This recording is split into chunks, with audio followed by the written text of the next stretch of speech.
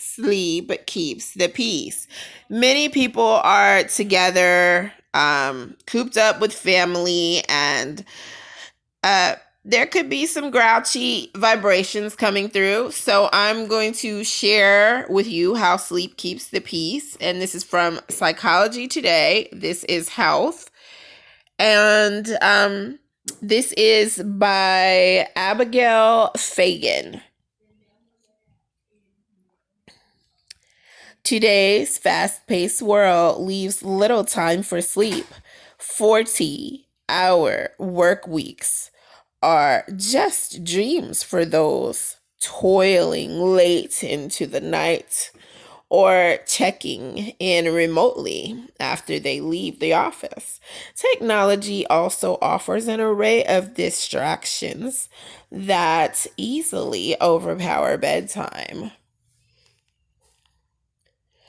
For these reasons and more, many Americans fail to get enough sleep. More than 35% of U.S. adults sleep less than the recommended 7 hours per night, according to the Centers for Disease Control and Prevention.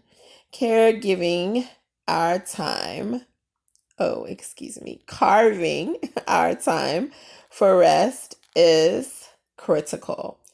Some of the most common emotional and behavioral challenges include stress.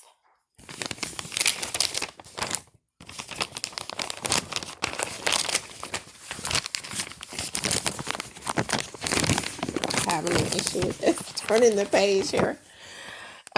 Sleep by the numbers. Okay, we're just going to delve into the rest of the article. Anxiety, depression, all these are closely connected to sleep.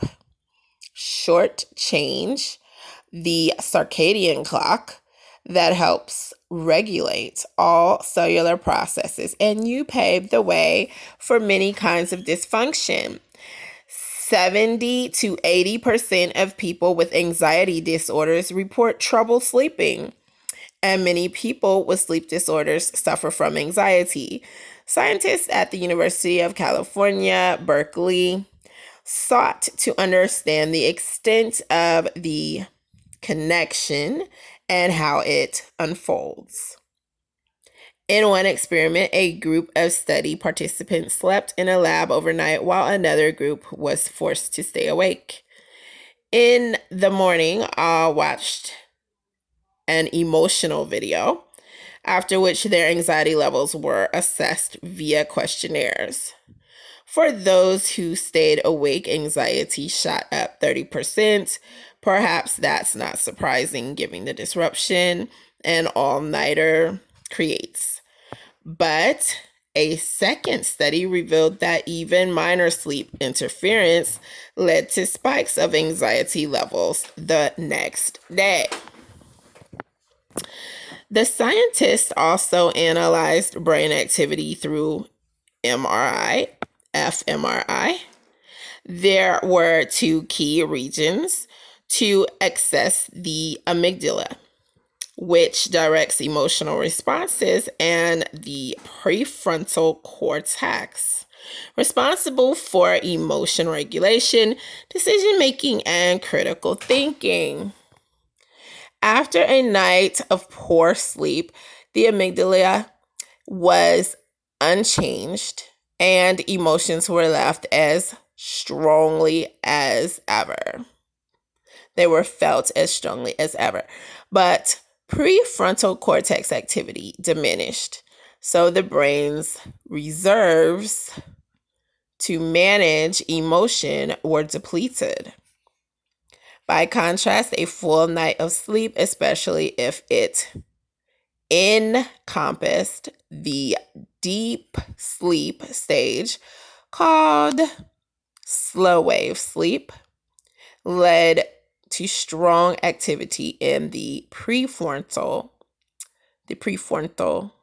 prefrontal cortex, all right, and lower anxiety. So that said, people, do not wake up your spouses, do not wake up your kids.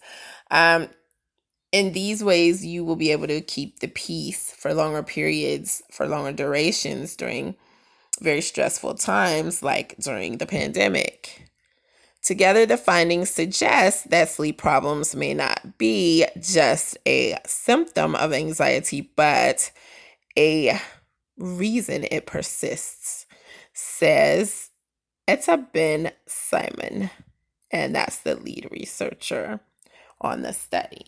So there is more to this article if you want to check it out. It is at Psychology Today. It's the magazine, actually. They probably have it online too. And be sure to leave me your comments down below if this resonated with you. And thanks for viewing.